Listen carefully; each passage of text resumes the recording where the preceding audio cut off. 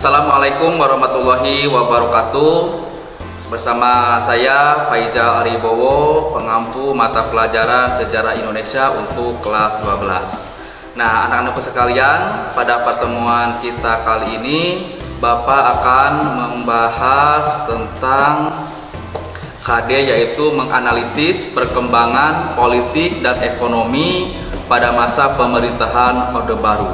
Nah, tentu kalian ada yang tahu mungkin pemerintahan Orde Baru itu pemerintahannya siapa, yaitu pemerintahannya Presiden Republik Indonesia yang kedua, yaitu Presiden Soeharto, yang berlangsung dari tahun 1966 sampai dengan tahun 1998.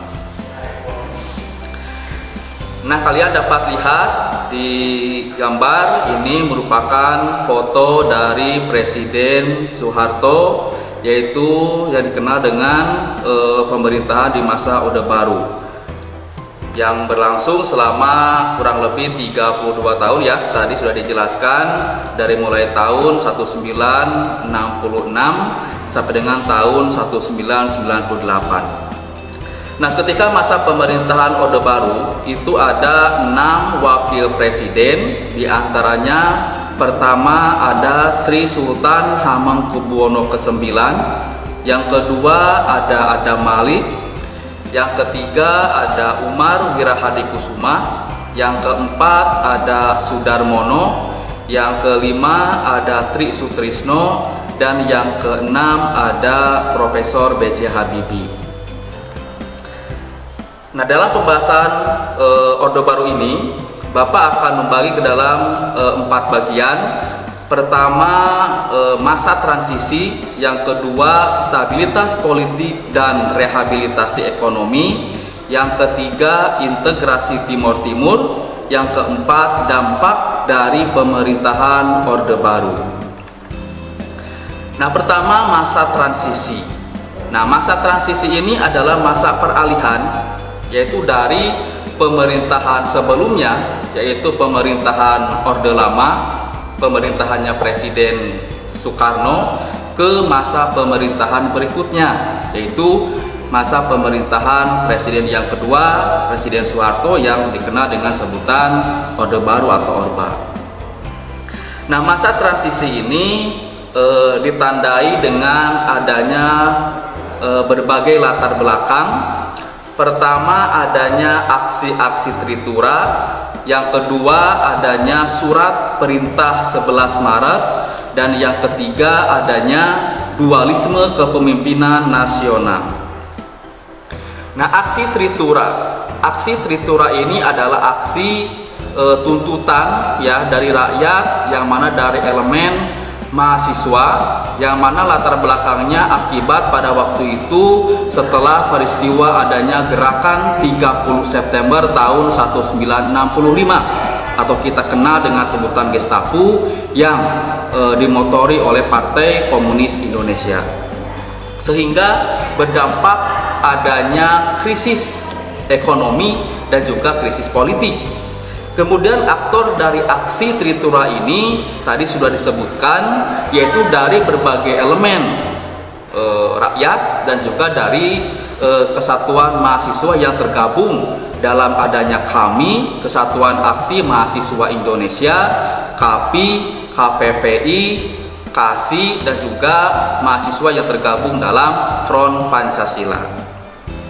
Nah, mereka pada waktu itu menuntut, tadi Tri itu kan artinya 3, Tura merupakan kepanjangan dari tuntutan rakyat, yang isinya pertama mereka menuntut pembubaran PKI beserta ormas-ormasnya, karena bahwa Partai Komunis Indonesia itu dalang dari peristiwa gerakan 30 September.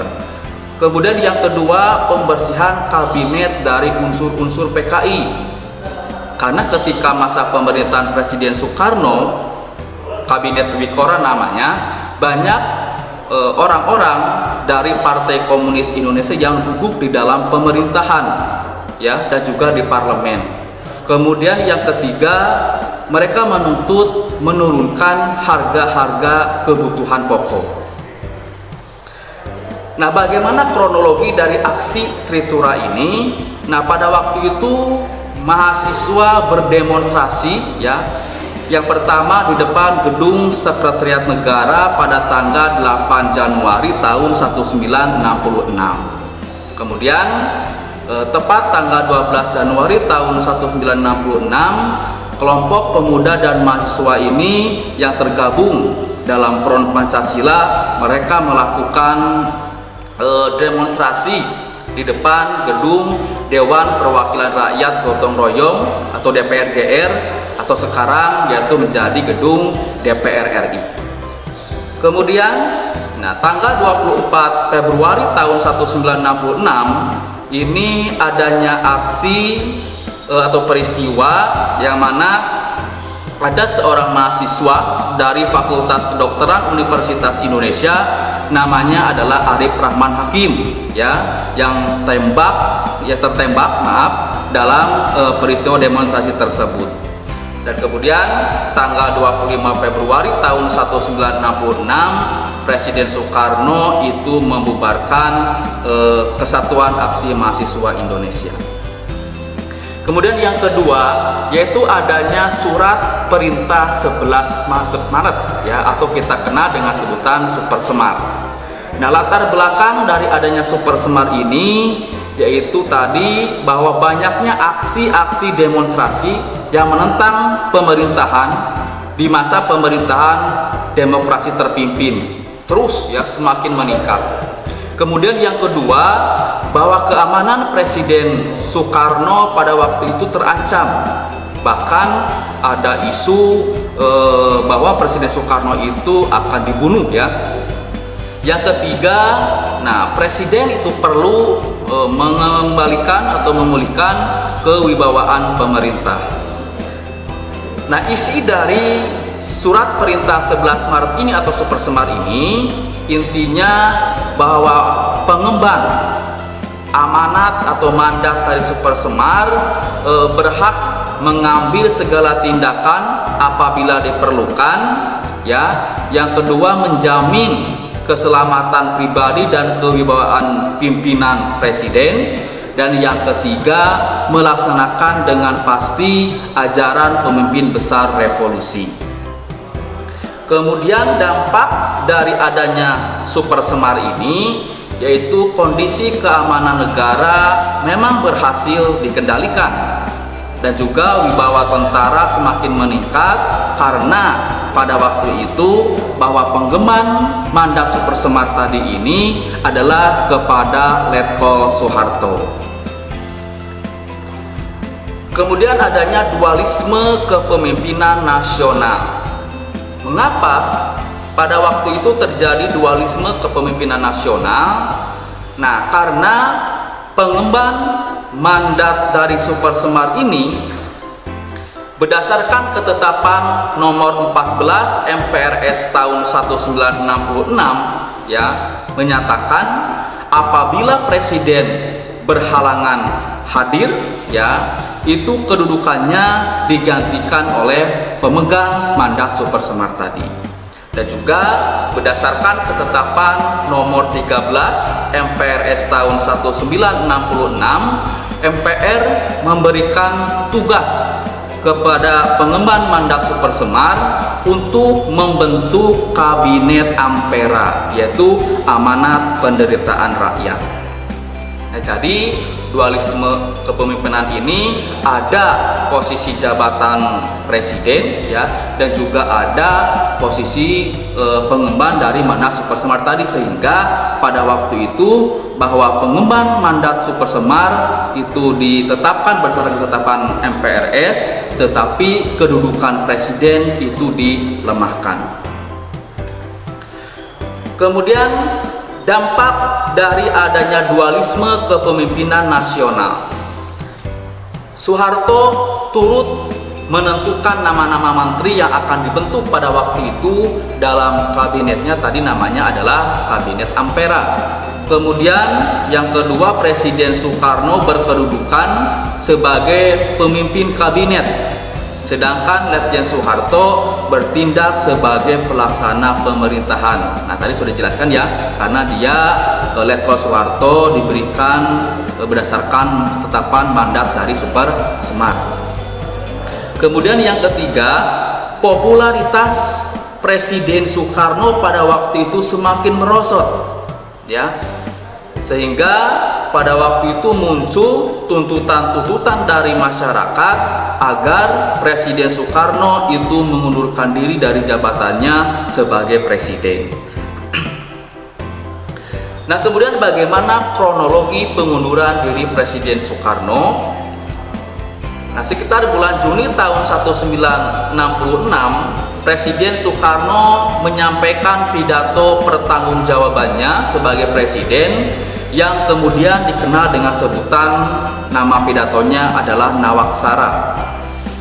Kemudian tanggal 20 Juni hingga 5 Juli tahun 1966 melalui ketetapan nomor 5 MPRS 1966, MPRS meminta Presiden Soekarno untuk melengkapi isi dari pidato Nawaksara tersebut.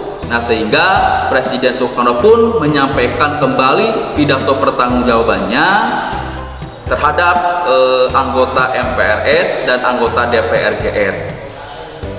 Kemudian tanggal 9 Februari tahun 1967, ya, DPR GR mengajukan resolusi dan memorandum kepada MPRS agar mengadakan sidang istimewa untuk mengatasi situasi politik pada waktu itu yang semakin memanas. Kemudian para pemimpin ABRI tersebut membujuk agar Presiden Soekarno untuk menyerahkan kekuasaannya sebagai presiden. Kemudian tepat tanggal 22 Februari tahun 1967, Presiden Soekarno secara resmi mengundurkan diri dari jabatannya sebagai Presiden Republik Indonesia. Ya, kemudian tanggal 12 Maret tahun 1967, nah, Soeharto ini diangkat sebagai pejabat Presiden Indonesia oleh MPR sementara, yang selanjutnya dilantik, ya, menjadi Presiden Republik Indonesia yang kedua tanggal 27 Maret tahun 1968. Nah, ini dimulailah pemerintahan yang kita kenal dengan sebutan adalah Orde Baru. Nah, bagaimana stabilitas politik dan rehabilitasi ekonomi di masa Orde Baru? Nah, dapat kalian lihat, ya, kita akan bagi ke dalam beberapa bagian. Pertama, stabilitas politik dan keamanan masa Orde Baru, yaitu menerapkan politik yang bebas aktif. Artinya politik luar negeri pada waktu itu yang mana politik luar negeri tersebut tidak memihak, ya, karena sedang terjadi dua pengarahan blok, baik blok barat maupun blok timur, sehingga nanti muncul adanya gerakan GNB atau gerakan non-blok. Yang kedua, mengakhiri konfrontasi dengan Malaysia. Nah, ini kita sudah bahas pada pertemuan-pertemuan sebelumnya di masa demokrasi terpimpin, ya. Kita pernah berkonfrontasi dengan negara tetangga yaitu Malaysia, yaitu akibat di perbatasan Kalimantan, yaitu adalah Pulau Sabah dan Sarawak. Dan juga kita kembali menjadi keanggotaan PBB setelah sempat keluar pada waktu itu akibat Malaysia diangkat menjadi Dewan Keanggotaan Tidak Tetap oleh PBB.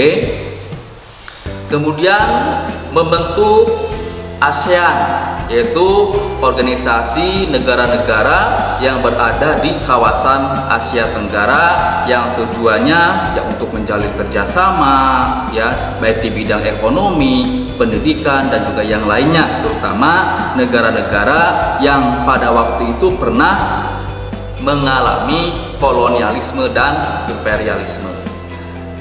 Yang kelima yaitu adanya fusi partai. Fusi partai itu adalah penyederhanaan partai-partai politik.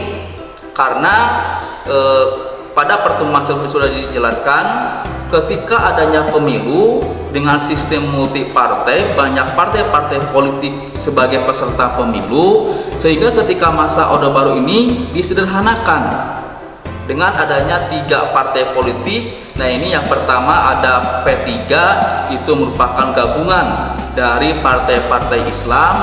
Yang kedua ada Partai Golongan Karya, dan yang ketiga ada Partai Demokrasi Indonesia. Kemudian stabilitas penyeragaman Orde Baru. Nah, ketika masa Orde Baru dijalankan, adanya pelarangan ideologi komunisme dan ideologi yang dianggap radikal. Yang kedua, menetapkan Pancasila sebagai ideologi negara secara murni dan juga konsekuen. Yang ketiga, menggagas mengenai pedoman penghayatan dan pengamalan Pancasila melalui Eka Prasetya dan juga Pancakarsa. Dan yang keempat, melakukan penataran adanya pedoman penghayatan dan pengamalan Pancasila, atau kita kenal dulu dengan sebutannya adalah P4. Yang kelima, mengharuskan semua partai politik itu menganut ideologi Pancasila. Kemudian penerapan dwi fungsi ABRI. Nah, ABRI yaitu Angkatan Bersenjata Republik Indonesia, atau sekarang menjadi TNI namanya. Nah, konsep dwi fungsi ABRI ini pertama kali digagas atau diperkenalkan oleh Jenderal Abdul Haris Nasution. Yang kedua, bahwa tugas ABRI tidak hanya berkaitan di bidang keamanan dan pertahanan negara, juga berkaitan dalam bidang sosial dan juga politik. Yang ketiga, anggota ABRI menduduki kursi parlemen dan pejabat pemerintahan. Nah, pada waktu itu banyak ABRI yang statusnya masih aktif di keanggotaan ABRI itu duduk di parlemen atau di pemerintahan. Kemudian rehabilitasi di bidang ekonomi, yaitu dengan cara menanggulangi masalah utang, terutama utang negara pada masa pemerintahan sebelumnya.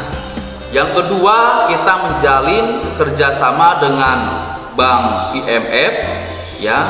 Dan yang ketiga, mengeluarkan undang-undang penanaman modal dan menerapkan adanya PNA, yaitu penanaman modal asing, dan PMDN, penanaman modal dalam negeri. Kemudian kebijakan pembangunan di masa pemerintahan Orde Baru. Banyak sekali pembangunan di masa pemerintahan Orde Baru.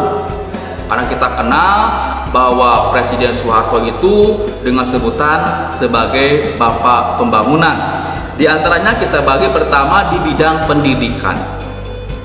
Nah, di bidang pendidikan yaitu adanya pembangunan sekolah dasar Inpres, ya, instruksi Presiden di tingkat SD, di tingkat SMP, sampai ke seluruh pelosok Indonesia. Nah, mungkin adik-adik juga ada ya yang sekolah di SD Inpres. Kemudian yang kedua, meningkatkan jumlah guru untuk memenuhi kebutuhan pengajaran. Yang ketiga, mencanangkan program wajib belajar dari mulai pertama, yaitu target adalah 6 tahun, berarti sampai dengan tingkat sekolah dasar. Dan yang kedua, dengan wajib belajar yaitu adalah 9 tahun, berarti sampai dengan tingkat SLTP atau SMP. Kemudian yang keempat, adanya bantuan bagi siswa yang kurang mampu atau siswa yang berprestasi, dengan namanya adalah programnya GNOTA, Gerakan Nasional Orang Tua Asuh. Kemudian dengan adanya pemberantasan buta aksara dengan membentuk program kelompok belajar. Karena pada waktu itu banyak sekali di kita di Indonesia masyarakatnya yang tidak bisa membaca, sehingga dengan adanya program pemberantasan buta aksara ini, atau sekarang mungkin sama seperti adanya program paket A, paket B, dan juga paket C. Kemudian di bidang kesehatan, nah di bidang kesehatan ketika masa pemerintahan Orde Baru dengan mendirikan pusat pelayanan kesehatan dalam bentuk pusat kesehatan masyarakat, atau kita kenal dengan sebutannya adalah puskesmas. Nah mungkin kalian ketika sakit pernah kan berobat ke puskesmas. Nah hampir di tiap-tiap kecamatan ada itu puskesmas. Nah itu merupakan program yang dicanangkan dari masa pemerintahan Orde Baru yang sampai dengan hari ini yaitu dapat kita rasakan. Kemudian mengembangkan program pos pelayanan terpadu atau kita dengan sebutan posyandu. Nah posyandu ini adalah khusus bagi balita dan juga anak-anak, karena pada waktu itu ini pertama kali digagasnya itu oleh istri dari Presiden Soeharto, yaitu adalah Ibu Tin, karena banyak anak-anak kita di Indonesia yang mengalami gizi buruk. Nah kemudian mencanangkan program keluarga berencana atau KB yang tujuannya untuk menanggulangi atau menekan meningkatnya jumlah pertumbuhan penduduk, ya, karena pada waktu itu banyak sekali mungkin maaf ya dalam keluarga yang status ekonominya kurang tetapi anaknya itu banyak. Nah sehingga itu berdampak ke dalam kehidupan ekonominya. Nah sehingga pemerintahan pada waktu itu mencanangkan dengan program KB, yaitu dengan kita kenal ya motonya yaitu adalah 2 anak cukup. Kemudian di bidang ekonomi dan pertanian. Nah di bidang ekonomi yaitu dengan meningkatkan peran BUMN yang dapat kalian lihat ya di layar, dan juga perluasan lapangan pekerjaan. Nah sedangkan di bidang pertanian yaitu dengan mendorong agar Indonesia ketika masa pemerintahan Orde Baru menjadi swasembada pangan. Ya, kita ini sebagai penghasil pangan dan juga untuk mengekspor beras-beras itu ke luar negeri.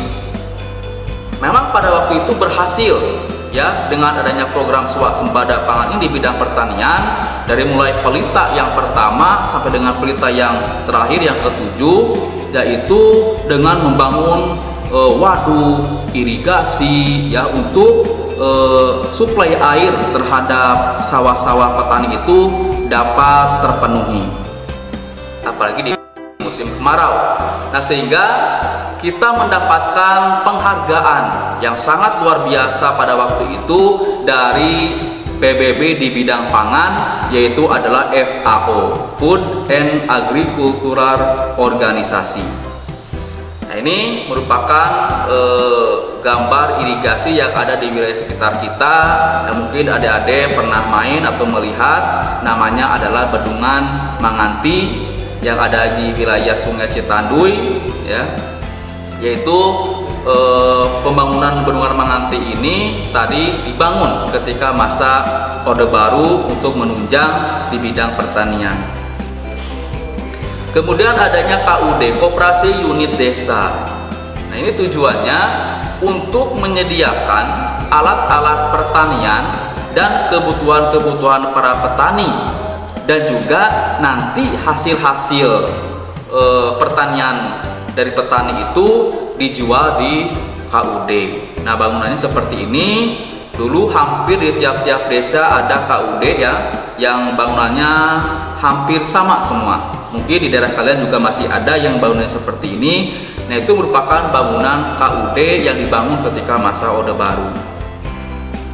Kemudian di bidang sosial budaya, pertama mencanangkan program transmigrasi sebagai pemerataan jumlah penduduk, karena pada waktu itu kepadatan penduduk hanya terfokus di Pulau Jawa saja, sedangkan Pulau Sumatera, Kalimantan, Sulawesi itu masih jarang penduduknya. Kemudian yang kedua, menurunkan angka pengangguran. Yang ketiga, memberikan sosialisasi agar kebudayaan dan kesenian yang berkembang sesuai dengan kepribadian bangsa. Yang keempat, meningkatkan pembinaan kesenian melalui sekolah-sekolah, kursus, dan organisasi kesenian. Yang kelima, inventarisasi, dokumentasi, penelitian warisan budaya nasional, pembinaan, dan pemeliharaan peninggalan-peninggalan purbakala. Nah, tentu kalian mungkin pernah main ke museum, ya. Nah, banyak museum-museum itu yang dibangun atau didirikan oleh Presiden Soeharto. Kemudian pelaksanaan demokrasi pada masa Orde Baru. Nah, pertama, demokrasi pada masa Orde Baru ini menganut sistem demokrasi Pancasila, karena tadi mengembalikan Pancasila ini sebagai dasar negara yang murni dan juga konsekuen. Yang kedua, demokrasi dijalankan berdasarkan Pancasila dan Undang-Undang Dasar 45 dan ketetapan MPRS. Yang ketiga, Dewan Perwakilan Rakyat Gotong Royong atau DPR ini diberi beberapa hak kontrol selain tetap mempunyai fungsi untuk membantu pemerintah. Yang keempat, lembaga kepresidenan merupakan pengontrol utama lembaga negara lainnya, baik yang bersifat suprastruktur dan juga infrastruktur. Nah, pemerintah mengawasi dan mengontrol kehidupan demokrasi. Nah, kemudian yang ketiga atau yang C ini mengenai masalah integrasi Timor Timur. Nah, Timor Timur, ya. Nah, ini pada waktu itu merupakan daerah jajahan dari Portugis, ya. Nah, kita bahas bagaimana latar belakangnya. Adanya perubahan kebijakan pemerintahan Portugis terhadap Timor Timur, yaitu dengan menetapkan Timor Timur sebagai salah satu provinsi bagian Portugis. Kemudian rakyat Timor Timur menghendaki kemerdekaan Timor Timur atas penjajahan Portugis. Kemudian penghapusan status koloni terhadap jajahan Portugis setelah adanya revolusi bunga. Nah, kemudian bagaimana sih proses integrasi yang nantinya Timor Timur itu masuk menjadi bagian dari Republik Indonesia?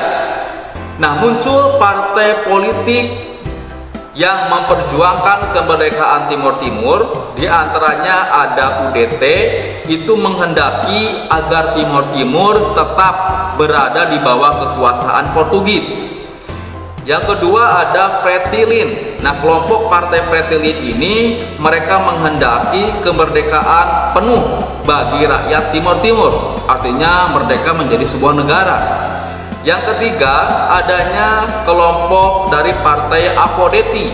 Nah, Apodeti ini menghendaki agar Timor Timur itu berintegrasi dengan wilayah Republik Indonesia. Yang keempat, yaitu dari partai Kota menyatakan bahwa Timor Timur itu berintegrasi dengan wilayah Indonesia.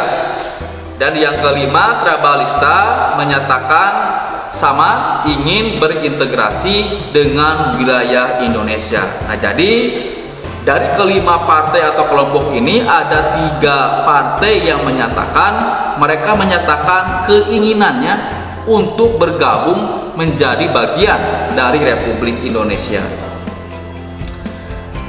Nah, kronologi dari integrasi Timor Timur ini, setelah kelompok Fretilin memproklamasikan kemerdekaan Timor Timur, kemudian kelompok yang pro NKRI juga sama membacakan deklarasi Balibo namanya yang berisi keinginan bergabung menjadi bagian dari Republik Indonesia. Kemudian tepat tanggal 17 Desember tahun 1975, tentara Indonesia masuk ke Timur Timur sekaligus menandai awal dilakukannya Operasi Seroja dalam upaya untuk pembebasan Timur Timur. Kemudian tanggal 31 Mei tahun 1976, nah Kepala Pemerintahan Timur Timur mengajukan petisi yang berisi penggabungan Timur Timur dengan Indonesia. Sehingga tepat tanggal 17 Juli tahun 1976 ya, secara resmi Timur Timur bergabung menjadi bagian dari wilayah Republik Indonesia dan menjadi sebuah provinsi. Nah, tetapi sayang ya, nanti kita bahas dalam pembahasan berikutnya. Di masa reformasi, Timur Timur itu lepas kembali dan sekarang menjadi sebuah negara, yaitu adalah Timor Leste. Yang D, dampak pemerintahan Orde Baru. Yang pertama di bidang politik. Di bidang politik ini banyak sekali penyimpangan prinsip demokrasi karena Presiden Soeharto menjadi penguasa yang tunggal, otoriter ya. Yang kedua, banyaknya praktik KKN, korupsi, kolusi dan nepotisme yang menjangkit birokrasi dan juga pemerintahan. Yang ketiga, kita dibatasi tentang kebebasan berpendapat, terutama pers ya, dan juga pemerintahan tidak dijalankan secara transparan. Kemudian di bidang ekonomi, pemerintah memang berhasil pada waktu itu ketika masa Orde Baru dengan menjaga stabilitas ekonomi. Harga-harga berhasil distabilkan. Yang kedua, pertumbuhan ekonomi mengalami peningkatan ya. Yang ketiga, tadi kita Indonesia berhasil mencapai swasembada pangan dan mendapatkan penghargaan dari PBB bidang pangan, yaitu adalah FAO. Yang keempat, pengembangan sektor industri dan migas yang mengalami peningkatan. Nah, itu merupakan dampak dari bidang politik dan ekonomi ketika masa pemerintahan Orde Baru. Nah, sekian mungkin yang bisa Bapak sampaikan dalam pertemuan kali ini. Nah, ini ada kutipan ya, kata bijak dari Presiden Soeharto. Kalau kamu ingin menjadi pribadi yang maju, kamu harus pandai mengenal apa yang terjadi, pandai menganalisis, pandai mendengar, dan juga pandai melihat. Mudah-mudahan apa yang bisa Bapak sampaikan barusan kalian bisa memahaminya. Mohon maaf apabila ada kekurangan. Selamat belajar ya, dan juga tetap patuhi protokol kesehatan. Assalamualaikum warahmatullahi wabarakatuh.